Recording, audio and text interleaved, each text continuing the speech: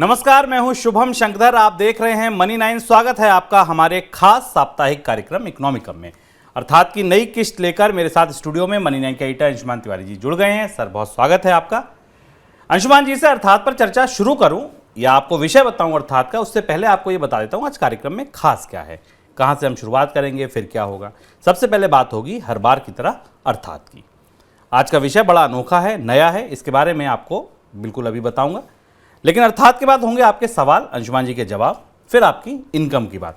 Income की बात आज इस पूरे शो की सबसे इंपॉर्टेंट बात है। गौर से सुनिएगा, ध्यान से सुनिएगा। उसके बाद किस्सों के सिक्के की झलक आपके लिए, और चलते चलते एक खास वेब सीरीज के बारे में अंशुमान जी से जानेंगे जिसे उन्होंने भी हाल में देखा और हमें बताना चाहेंगे कि भाई आप लोग भी देखिए। अब बात अर्थात की। आज अर्थात का विषय है ऊर्जा से जुड़ा, ऊर्जा बाजार से जुड़ा। अब ऊर्जा बाजार सुनते ही आपके दिमाग में क्या आया कि आज हम कच्चे तेल पे बात करेंगे, नेचुरल गैस पे बात करेंगे या कोयले पे बात करेंगे, यही सब ना। लेकिन आज की चर्चा इन सबसे परे है, क्योंकि आज हम बात करेंगे न्यूक्लियर एनर्जी की। आप सोच रहे होंगे आज अर्थात में अचानक न्यूक्लियर एनर्जी की बात क्यों भाई, ऐसा क्या हो गया, क्या बात हो गई जो न्यूक्लियर एनर्जी पे हम बात करने लगे। तो वो बात करना इसलिए ज़रूरी है क्योंकि ऊर्जा बाजार में एक बड़े बदलाव की तैयारी हो रही है, जिसका सूत्रधार जापान बन गया है। बात तो न्यूक्लियर एनर्जी की है और उसकी तकनीक पर है, लेकिन शुरुआत अंशुमान जी एक फिल्म की कहानी से कर रहे हैं। यही उनका चिरपरिचित अंदाज है कि आपको बहुत कठिन बात भी कहानी से, किस्से से, फिल्म से समझा दें और आप समझ जाएं कि भारत कितने बड़े या दुनिया कितने बड़े बदलाव की चौखट पर, दरवाजे पर खड़ी है। सर, कौन सी फिल्म है ये? धन्यवाद शुभम। इकोनॉमिकम के सारे दर्शकों का स्वागत है। हम आज ऊर्जा बाजार में एक और करवट की बात करेंगे। जो लोग इकोनॉमिकम के नियमित दर्शक हैं उन्हें याद होगा कि इससे पहले हमने ऊर्जा बाजार के दो महत्वपूर्ण बदलावों पर आपसे विस्तार से चर्चा की थी, तेल पर और कोयले पर, और अब हम आ रहे हैं तीसरे हिस्से पर कहानी कुछ दिलचस्प है और कहानी के लिए हमें थोड़ा पीछे जाना पड़ेगा। 1980 की एक प्रसिद्ध फिल्म थी, fantasy film back to the future. आपको याद होगी, जो लोग हॉलीवुड मूवीज़ या साइंस फिक्शन मूवीज़ देखते होंगे उन्होंने शायद ये फिल्म ज़रूर देखी होगी, क्योंकि फिल्म ना भूलने वाली फिल्म थी। रॉबर्ट जेमिक्स ने फिल्म बनाई थी, जिसमें कैलिफोर्निया का एक कस्बाई किशोर है, एक लड़का है मार्टी मैकफ्लाई, जिसकी कहानी है। उसका एक वैज्ञानिक दोस्त है डॉक्टर ब्राउन। डॉक्टर ब्राउन एक डेलोरियन कार को टाइम मशीन में बदल देता है और इसमें बैठकर मार्टी 50 साल पहले के युग में चला जाता है, जहां वो अपने माता पिता से मिलता है, जो उसे युवा रूप में मिलते हैं। तो ये जो कार है, ये बैक टू द फ्यूचर का टाइम मशीन का रास्ता थी। अगर अब तक आपको इस फिल्म के कुछ दृश्य या कुछ सीन याद आ गए हों, या इसका पोस्टर याद आ गया हो, या इसकी घटनाक्रम याद आ गए हों, तो आपको फिर यह भी याद होगा, अगर ये फिल्म याद होगी तो इसमें मिस्टर फ्यूज़न के बारे में भी आपको याद आएगी। मिस्टर फ्यूज़न यानी वो एक छोटा सा एनर्जी रिएक्टर, जो पुराने ज़माने की लालटेन जैसा और आज के दौर के किसी इमरजेंसी लाइट जैसा था। ये वो उपकरण था जिसकी मदद से डॉक्टर ब्राउन ने मार्टी की डेलोरियन कार को टाइम मशीन में बदल दिया था। ये छोटा सा उपकरण कार में फिट किया जाता था और ये 1.21 गीगावाट की एनर्जी प्रोड्यूस करता था, जिससे ये कार समय और स्थान से परे, यानी टाइम और स्पेस से परे 50 साल पीछे चली जाती थी। साइंस फिक्शन था और डॉक्टर ब्राउन ने इस रिएक्टर में, ये जो हैंडी रिएक्टर था, इसको हैंडी न्यूक्लियर रिएक्टर कहा जाता है। ये शब्द फिल्मों से ही भारत दुनिया को पता चलते हैं। इस तरीके का पोर्टेबल न्यूक्लियर रिएक्टर, आप सोच सकते हैं न्यूक्लियर रिएक्टर कितने बड़े होते हैं और कितने विशाल होते हैं, लेकिन एक पोर्टेबल न्यूक्लियर रिएक्टर की कल्पना की गई थी, जिसे आप हाथ में डिब्बे की तरह लेकर चल सकते हैं। और इसे बनाने में डॉक्टर ब्राउन ने, उस फिल्म के जो अजीब से बदहवास से वैसे साइंटिस्ट थे, उन्होंने प्लूटोनियम का इस्तेमाल नहीं किया था, बल्कि घरेलू कचरे से ही ऊर्जा बनाई थी। ये 80 के दशक का दौर था जब लोग न्यूक्लियर फ्यूजन टेक्नोलॉजी का एक फंतासी करिश्मा, एक फैंटेसी करिश्मा देख रहे थे न्यूक्लियर फ्यूजन टेक्नोलॉजी का। तब तक न्यूक्लियर फ्यूजन टेक्नोलॉजी चर्चा में तो थी, कल्पनाओं में तो थी, पर उतनी सक्रिय तौर पर सामने नहीं थी। यही वो दौर था 1985 में शुभम, जब अमेरिका और रूस ने पहली बार न्यूक्लियर फ्यूजन के परीक्षण की तैयारियां शुरू की थी। यानी तमाम शीत युद्ध के बाद ये दोनों देश एक साथ आए थे और उन्होंने नाभिकीय तकनीकों की जो अगली पीढ़ी है, अगली से अगली पीढ़ी और सबसे बड़ी पीढ़ी है, उसकी तरफ प्रयोग करने की तैयारी की थी। और जब ये तैयारियाँ कहीं वैज्ञानिक हलकों में चल रही थी, उस वक्त हॉलीवुड का सिनेमा, और आमतौर पर हॉलीवुड का सिनेमा वैज्ञानिक सोच और शोध में वैज्ञानिकों से थोड़ा आगे सोचता है, फैंटेसी फिल्में ज़्यादा आगे सोचती हैं, और तब वहाँ पर एक ऐसी डिवाइस की कल्पना की गई थी जिस डिवाइस में न्यूक्लियर फ्यूजन टेक्नोलॉजी का इस्तेमाल होता और उसके जरिए वो इतनी ऊर्जा पैदा करती है कि एक कार टाइम मशीन में बदल जाती थी। वैज्ञानिकों ने तमाम प्रयोग पर प्रयोग कर डाले। 1985 से लेकर हम 2022 में हैं, लेकिन न्यूक्लियर फ्यूजन की कामयाबी मिलने में या न्यूक्लियर फ्यूजन की तकनीक को सफल बनाने में, सफल रूप से टेस्ट करने में करीब करीब 20वीं सदी और 21वीं सदी के 3 दशक बीत गए। इस साल की आखिर में 2022 का साल बीतते बीतते आपके पास तमाम खबरें नहीं होंगी अर्जेंटीना के विश्व कप जीतने से लेकर रूस के युद्ध तक। विज्ञान की दृष्टि से 2022 विज्ञान को एक बहुत बड़ी उपलब्धि देकर, दुनिया को एक बहुत बड़ी उपलब्धि देकर विदा होगा और ये शायद इस साल की और पिछले कई सालों की सबसे बड़ी वैज्ञानिक खोज है, इस दृष्टि से कि ये दुनिया के काम आने वाले उपयोगी तकनीकों में सबसे महत्वपूर्ण होने वाली है। कैलिफोर्निया की एक लेबोरेटरी है, फेडरल लॉरेंस लिवरमोर लेबोरेटरी, उसने हाइड्रोजन, प्लाज्मा और लेज़र की मदद से पहली बार फ्यूजन तकनीक से ऊर्जा प्राप्त करने का सफल परीक्षण कर लिया। न्यूक्लियर फ्यूजन से 30 साल लग गए दुनिया के देशों को न्यूक्लियर फ्यूजन का तकनीक का इस्तेमाल करने के लिए। अब सच मानिए पूरी दुनिया में न्यूक्लियर साइंटिस्ट का समूह इस सफलता पे बिल्कुल झूम उठा। अभी क्योंकि ये उनके लिए यूरेका जैसा मूवमेंट था। अभी जो हम न्यूक्लियर ऊर्जा मिलती है हमें, जो बनाई जाती है, इसकी मौजूदा तकनीक फिजन पर आधारित है। मुझे उन तकनीकों को आपको विस्तार से बताने की ज़रूरत नहीं है, इंटरनेट पर जाकर आप फ्यूजन और फिजन का फ़र्क आसानी से पढ़कर समझ सकते हैं, जान सकते हैं। अभी जो न्यूक्लियर ऊर्जा बनती है, जो बिजली बनती है, जो नाभिकीय संयंत्रों से निकल कर आती है, उसमें रेडियो एक्टिव मटेरियल्स का इस्तेमाल होता है, जबकि न्यूक्लियर फ्यूजन टेक्नोलॉजी में हाइड्रोजन, हीलियम जैसे तत्वों का इस्तेमाल होगा, जो आमतौर पर पूरी प्रकृति में बड़े पैमाने पर उपलब्ध हैं। चार्ट आप देख सकते हैं जिसमें कि न्यूक्लियर फ्यूजन एनर्जी के प्रयोग और इससे मिलने वाली सहूलियतों का जिक्र है। महत्वपूर्ण बात यह है कि फिजन से फ्यूजन की तरफ जाने की कोशिश दुनिया पिछले 3-4 दशकों से इसलिए कर रही है कि एक तो इससे न्यूक्लियर फिजन की तुलना में कई गुना ज़्यादा ऊर्जा पैदा की जा सकती, कई गुना ज़्यादा, और जब ऊर्जा की कई गुना बात होती है तो गीगावाट्स तक जाती है। और इसीलिए वो छोटी सी डिवाइस डेलरॉयन कार में लगाई गई थी मार्टी मैकफ्लाई की, उसमें इस तकनीक का इस्तेमाल किया गया था। दूसरी चीज़ है, फिजन टेक्नोलॉजी में रेडियो एक्टिविटी का डर नहीं होता, क्योंकि इसमें रेडियो एक्टिव मटेरियल्स का इस्तेमाल नहीं होता। ये प्रकृति के सामान्य उपकरण जो हाइड्रोजन और हीलियम जैसे तत्वों से मिलकर बनाई जाती है। तीसरी और महत्वपूर्ण चीज़ है कि ऊर्जा को लेकर दुनिया की जो सबसे बड़ी चिंता है वो कार्बन उत्सर्जन की है, कार्बन एमिशन की है। इसे लेकर ये तकनीक दुनिया में सबसे सुरक्षित मानी जाती है, क्योंकि जब आप रेडियो एक्टिविटी नहीं है, किसी कार्बन का उत्सर्जन नहीं है, तो आप टनों ऊर्जा पैदा कर सकते हैं बहुत कम लागत पर में, बहुत प्रकृति के तत्वों को इस्तेमाल करके। और इसलिए पूरी दुनिया के वैज्ञानिक नाभिकीय ऊर्जा को फिजन से फ्यूजन की तरफ ले जाने की जद्दोजहद में लगे हुए थे। और ऊर्जा की खोज को लेकर, ऊर्जा के इस्तेमाल को लेकर पिछले 1 साल में हमने जितनी बदहवासी देखी है दुनिया में, कीमतों को लेकर, कोयले को लेकर, उस वक्त ये खोज ऊर्जा बाजार के लिए किसी वैक्सीन से कम नहीं है।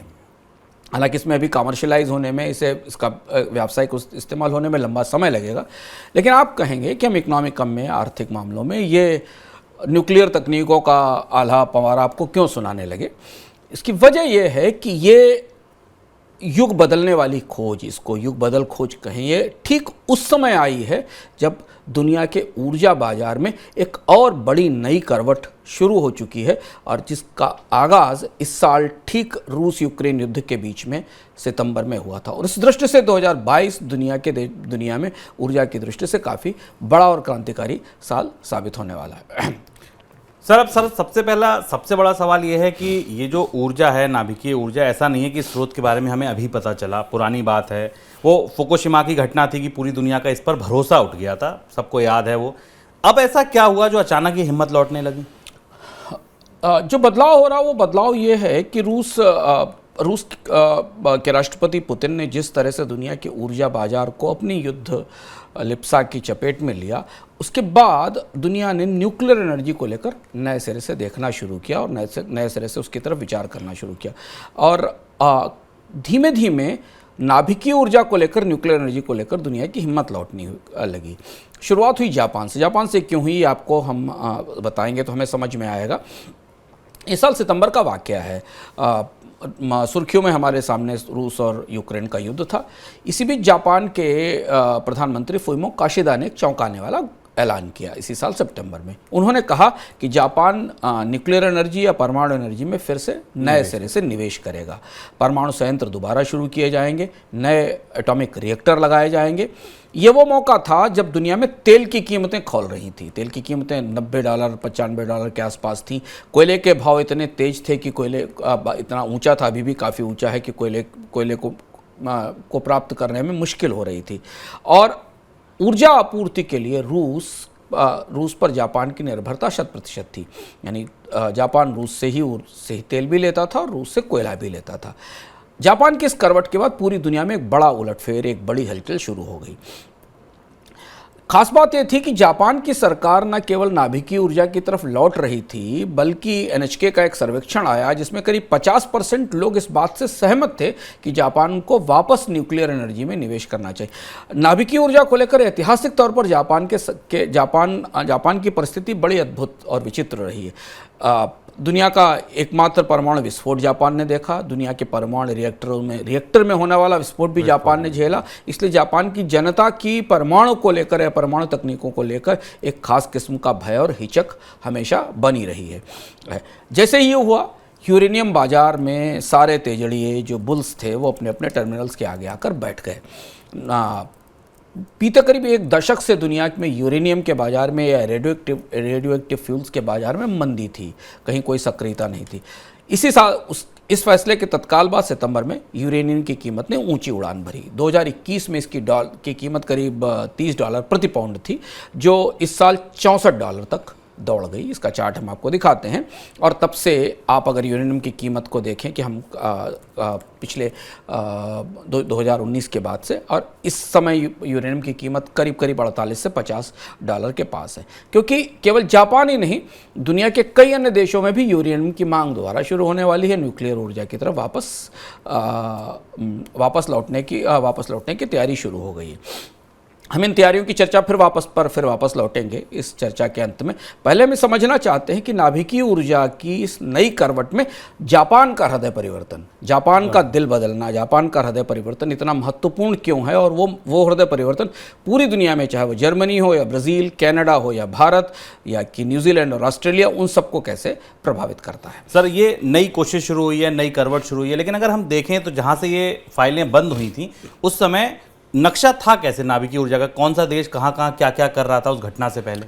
ये घटना 2011 की है शुभम। सेंडाई प्रायद्वीप है जापान में, और सेंडाई में वो सुनामी का साल था, सबको याद होगा। सुनामी और भूकंप के 7 दिन बाद एक दूसरी सुनामी आई सेंडाई में।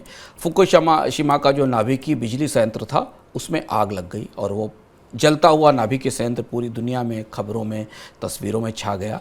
लोगों को आज भी याद होगा कि बड़े हेलीकॉप्टर से पानी से भरकर उस हवा से उस पर पानी डालकर गिराया जा रहा था। वो दृश्य फुकुशिमा का आज भी नज़रों के सामने से नहीं निकलता। किसी नाभिकीय संयंत्र में आग लगने की भयावह घटना सबसे बड़ी और भयावह घटना थी। जापान दुनिया का अनोखा देश है। जापान भूगर्भीय दरारों पर बैठा है। जापान में की ज़मीन के भीतर बड़े रिफ्ट्स दरारें हैं। जापान को ज्वालामुखियों की कॉलोनी कहा जाता है। जापान भूकंपों की प्रयोगशाला है। हर दूसरे दिन वहाँ कोई भूकंप आता है। इसके बाद भी जापान ने उस वक्त जब फुकुशिमा का प्लांट फटा या न्यूक्लियर विस्फोट हुआ, उस समय जापान में 55 न्यूक्लियर रिएक्टर थे, 55 न्यूक्लियर रिएक्टर काम कर रहे थे। जापान ने इन सारे जोखिमों के बाद आमतौर पर ऐसे भूगोल में जहाँ बार बार भूकंप आते हों, जहाँ ज़मीन के भीतर भूगर्भिक दरारें हों, जहाँ ज्वालामुखी हों, वहाँ नाभिकीय संयंत्रों को लगाने में सतर्कता बरती जाती है। पर जापान ने अपनी ऊर्जा ज़रूरतों को सस्ते से सस्ता रखने के लिए और आयात पर निर्भरता कम करने के लिए नाभिकीय ऊर्जा में बड़ा निवेश किया था, और उस समय वहाँ पर 55 रिएक्टर काम कर रहे थे। जापान ने जानबूझकर नाभिकीय ऊर्जा पर दांव लगाया था। जब फुकुशिमा में धमाका हुआ तो उसके बाद पूरी दुनिया का न्यूक्लियर एनर्जी से भरोसा एकदम लड़खड़ा गया, हिल गया। पूरी दुनिया में एकदम एक झटके से 3 साल 4 साल के भीतर जितनी भी न्यूक्लियर पावर से जुड़ी हुई परियोजनाएं थी वो सब फाइलों में बंद होने लगी। रिएक्टर्स की परियोजनाएं पीछे जाने लगी। पुराने संयंत्रों में उत्पादन सीमित कर दिया गया।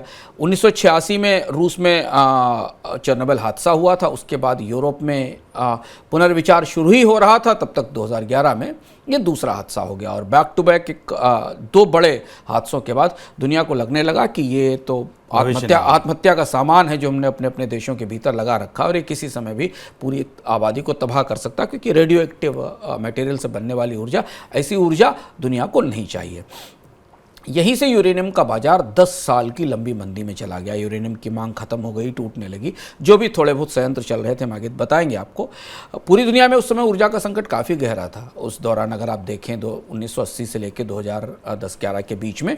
लेकिन फुकुशिमा का खौफ इतना ज़्यादा था दुनिया की ऊर्जा और न्यूक्लियर उद्योग पर, उस दौरान जब हम लोगों से बात करते थे 2015-16 में, तो लोग न्यूक्लियर का नाम सुनते ही ऊर्जा विशेषज्ञ और कंपनियां अपने आप को पीछे खींच लेती थी। पूरी दुनिया ने एक किस्म से नाभिकीय ऊर्जा को मना कर दिया कि इसका रिस्क नहीं लिया जा सकता। यही वो वक्त था जब भारत ने ऐतिहासिक तौर पर न्यूक्लियर डील की थी अमेरिका के साथ। भारत की बड़ी ऐतिहासिक डील हुई थी जिसमें भारत पर तमाम न्यूक्लियर प्रतिबंध जो लगाए गए थे वो इसलिए था, और भारत ने तर्क दिया था कि भारत का न्यूक्लियर ट्रैक रिकॉर्ड बहुत अच्छा है, उसने कभी हथियार नहीं बनाए, उसे अपनी ऊर्जा ज़रूरतों के लिए न्यूक्लियर एनर्जी की ज़रूरत है। और भारत को एक बड़ी सफलता मिली थी दुनिया के देशों से लंबी कूटनीतिक खेमे पेशबंदी के बाद। लेकिन 2011 के बाद सब कुछ बदल गया। ना तो निवेश करने वाले मिले, ना सप्लाई करने वाले मिले। धीरे धीरे नाभिकीय ऊर्जा पीछे कहीं चली गई। तो ये सेंडाई का या फुकुशिमा का साया इतना लंबा था दुनिया की अर्थव्यवस्थाओं पर कि दुनिया की ऊर्जा में न्यूक्लियर बिजली का हिस्सा धीमे धीमे कम होने लगा और गिरने लगा। वर्ल्ड न्यूक्लियर एनर्जी स्टेटस की ताज़ा रिपोर्ट बताती है, इसका चार्ट हम देखेंगे तो आपको दिखेगा कि 2022 में दुनिया में न्यूक्लियर एनर्जी का हिस्सा घटकर 10% से नीचे आ गया, जो 1996 में 18% की ऊंचाई पर था। और सारे देशों में धीमे धीमे घटते घटते न्यूक्लियर एनर्जी हिस्टोरिक मैक्सिमम पर न्यूक्लियर एनर्जी का प्रोडक्शन गया। और ये दुनिया में हाल फिलहाल के दशकों में सबसे अनोखी घटना थी कि जिस समय दुनिया की तेज भागती अर्थव्यवस्थाओं का वो दौर था जब आर्थिक विकास दर तेज थी दुनिया की, 8%, 7% के आसपास से चीन की और बाकी अर्थव्यवस्थाएं दौड़ रही थी। उस समय नाभिकीय ऊर्जा का उत्पादन लगातार घट रहा था, इसमें गिरावट आ रही थी।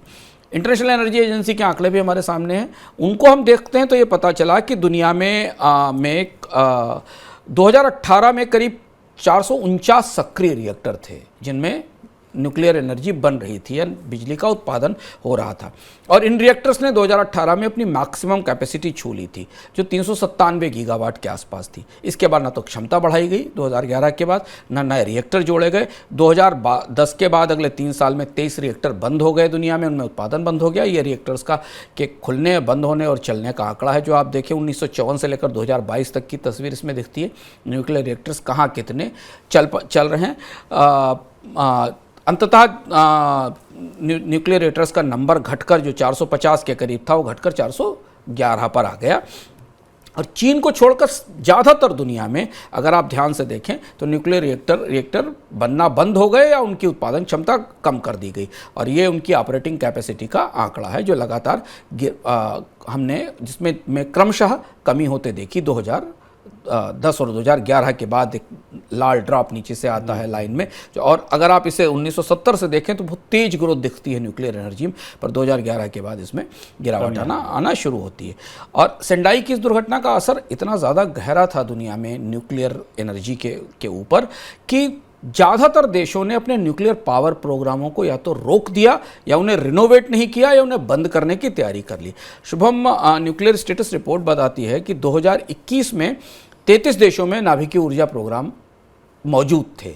इनमें से 3 बंद हो चुके थे, 8 का कामकाज सीमित कर दिया गया था, 10 पे काम रोक दिया गया था। अब केवल 15 कार्यक्रम सक्रिय हैं जो हमें जो न्यूक्लियर एनर्जी स्टेटस रिपोर्ट में बताती है। इसका चार्ट आपके सामने है।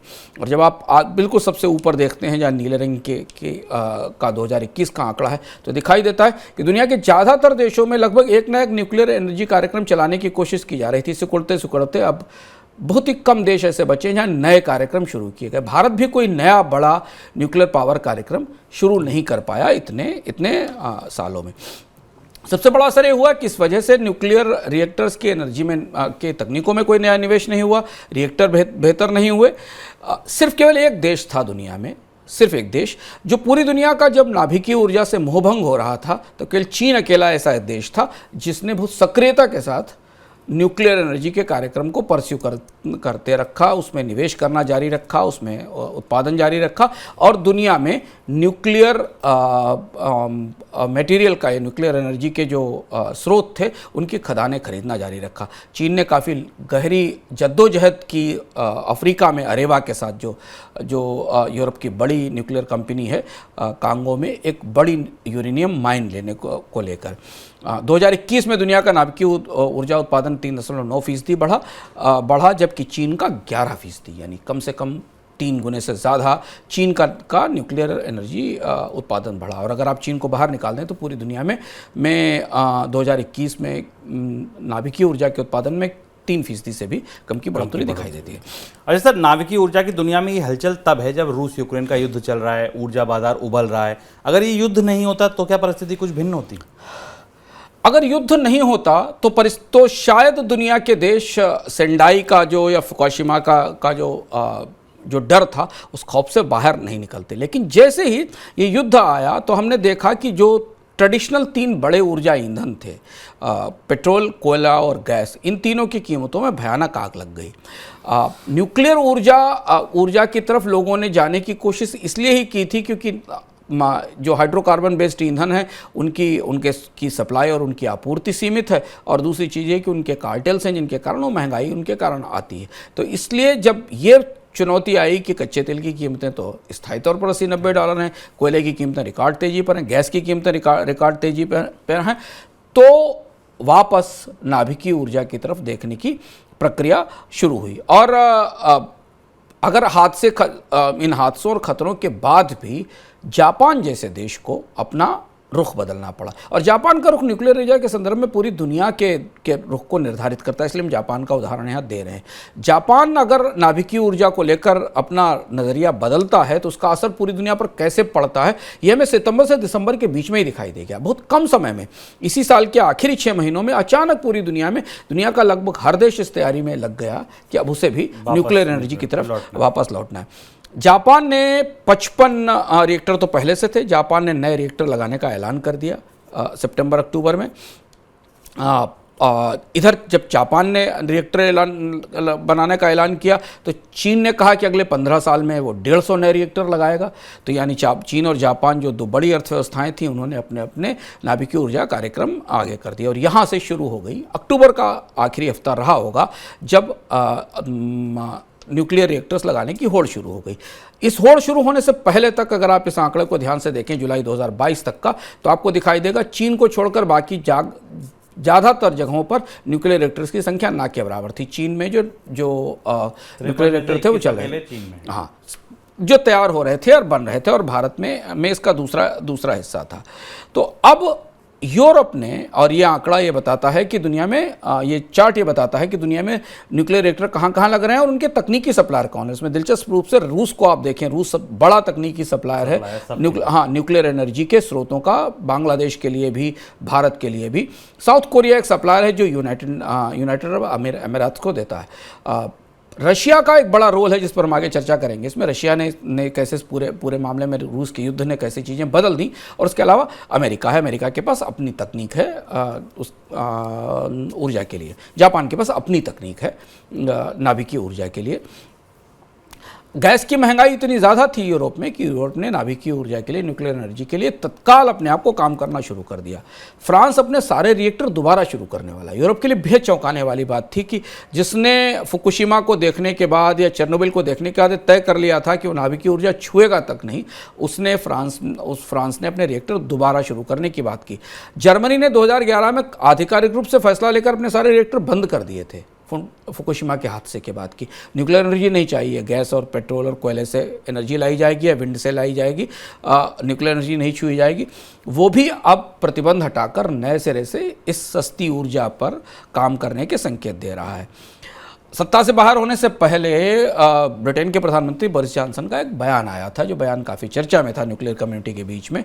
उन्होंने कहा कि पिछली सरकारों ने ब्रिटेन के न्यूक्लियर एनर्जी कार्यक्रम को पैरालाइज कर दिया, उसको विकलांग बना दिया। उन्होंने कहा था कि जो साइजवेल का न्यूक्लियर परियोजना है, ब्रिटेन की साइजवेल परियोजना, उसके लिए $810 मिलियन का सरकारी निवेश बजट से न्यूक्लियर परियोजना के लिए दिया जाएगा। यानी ब्रिटेन, अब आपके सामने फ्रांस हो गया, जर्मनी हो गया और ब्रिटेन हो गया, तीन बड़ी ताकतें सामने आ गई जिन्होंने बहुत तेज़ी से नाभिकीय ऊर्जा के नए कार्यक्रमों पर निवेश शुरू कर दिया।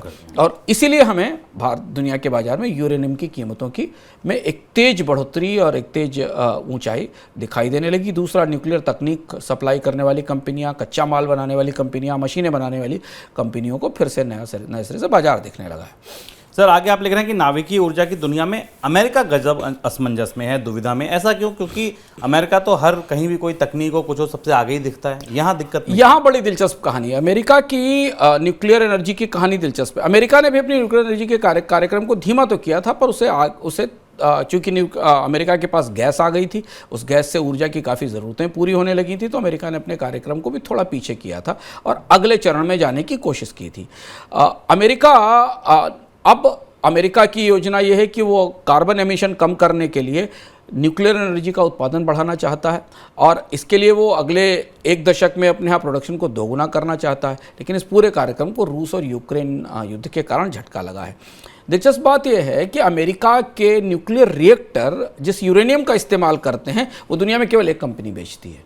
अमेरिका के रिएक्टर्स में जिन यूरेनियम का इस्तेमाल होता है वो दुनिया की केवल एक कंपनी बेचती है। वो कंपनी है रोसाटोप, रशिया की, जो Russian state atomic energy corporation है। वो इस यूरेनियम को बेचती है जिसका इस्तेमाल अमेरिका के रिएक्टर्स करते हैं। और आपको जानकर आश्चर्य होगा कि तमाम प्रतिबंधों के बीच भी इस कंपनी पर प्रतिबंध नहीं लगाया गया था। रोसाटोप पर, रशिया पर जितने प्रतिबंध लगे थे उनमें रोसाटोप शामिल नहीं थी, क्योंकि रोसाटोप को माना गया था कि जो ग्लोबल न्यूक्लियर सप्लाई चेन है उसका हिस्सा है रोसाटोप, और इस पर प्रतिबंध लगने से न्यूक्लियर ईंधन की दुनिया में कमी हो जाएगी। अमेरिका ने दुनिया को हाल फिलहाल में एक नए रिएक्टर से काफ़ी उम्मीदें दी हैं। उसको हलेव रिएक्टर कहते हैं, high SLO enriched uranium reactor कहते हैं। इस रिएक्टर से अमेरिका में न्यूक्लियर ऊर्जा की नई पीढ़ी की शुरुआत हो रही है। अब जबकि रूस के साथ रिश्ते इतने खराब हैं, प्रतिबंध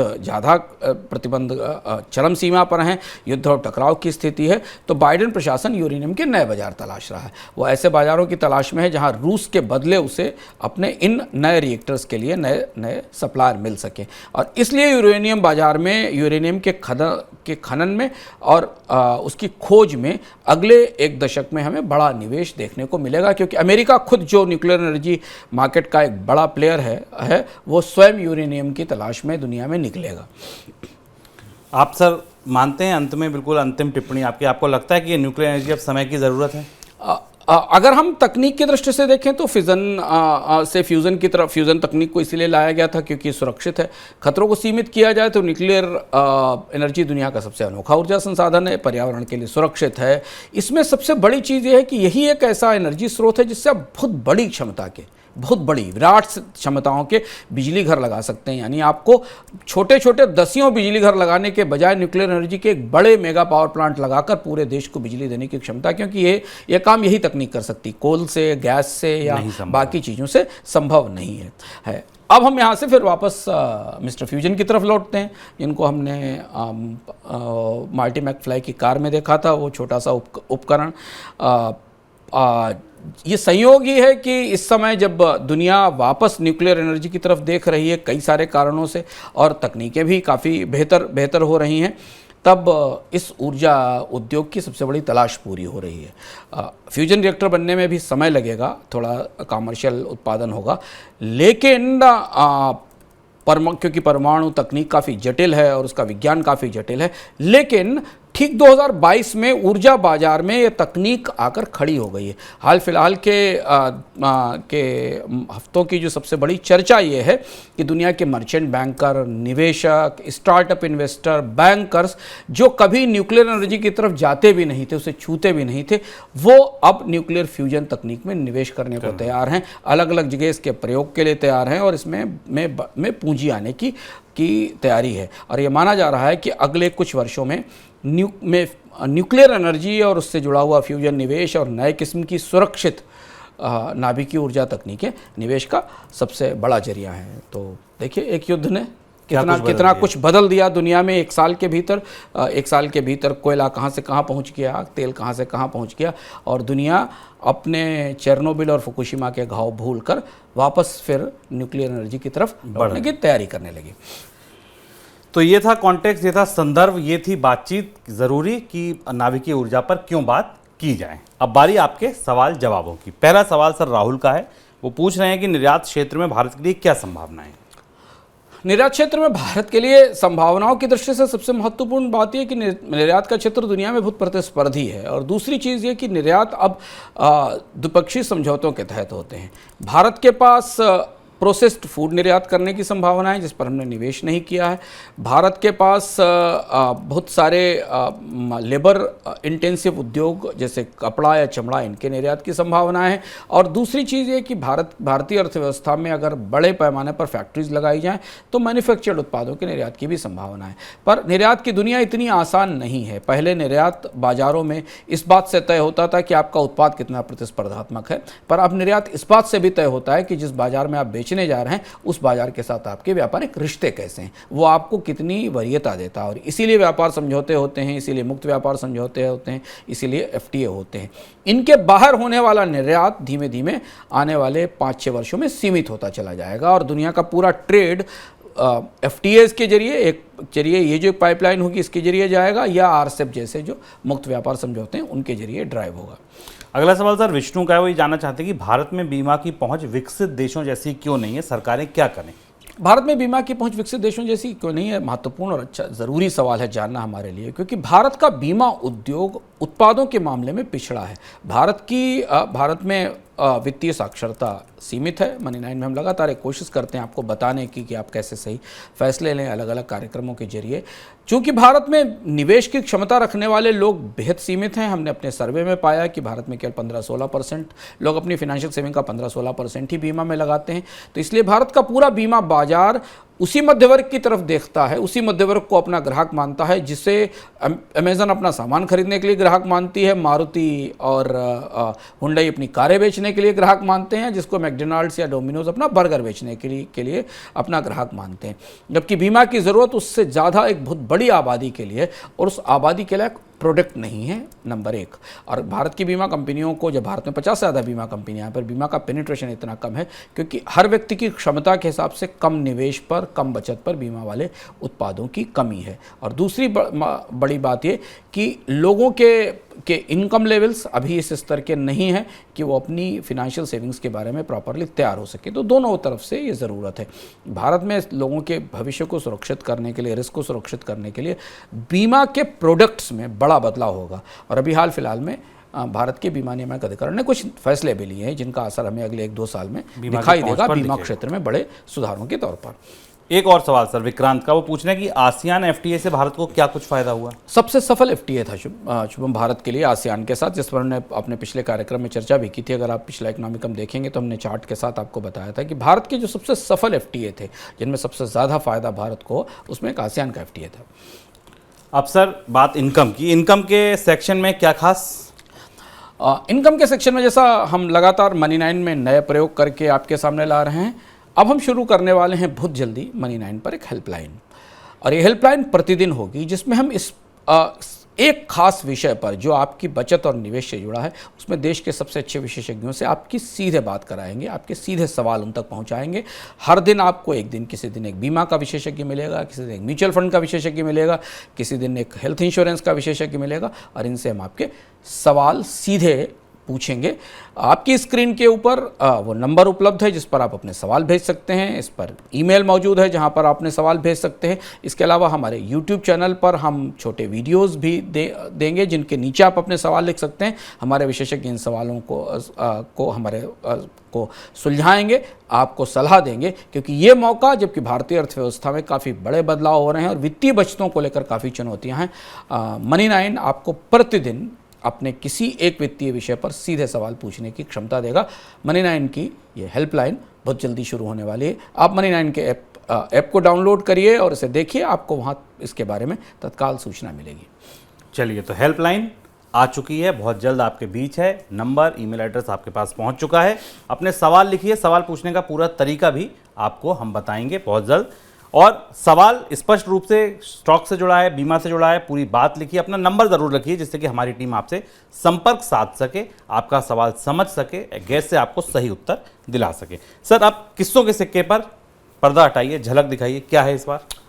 किस्सों का सिक्का इस बार आपको अर्जेंटीना लेकर चलेगा। अर्जेंटीना तो आप पहुंच ही गए होंगे मेसी के साथ और फीफा वर्ल्ड कप के साथ। अर्जेंटीना के दृश्य, अर्जेंटीना की जीत आपने देखी, लेकिन अर्जेंटीना को करीब करीब अगर आप फुटबॉल में देखें तो मैराडोना के बाद ऐसी खुशी मिलती है, पर अर्जेंटीना की लोगों की ज़िंदगी देखें तो शायद पिछले 20 साल से उन्हें किसी एक छोटी सी जिस खुशी का इंतज़ार था वो इस फुटबॉल वर्ल्ड कप को जीत कर मिली।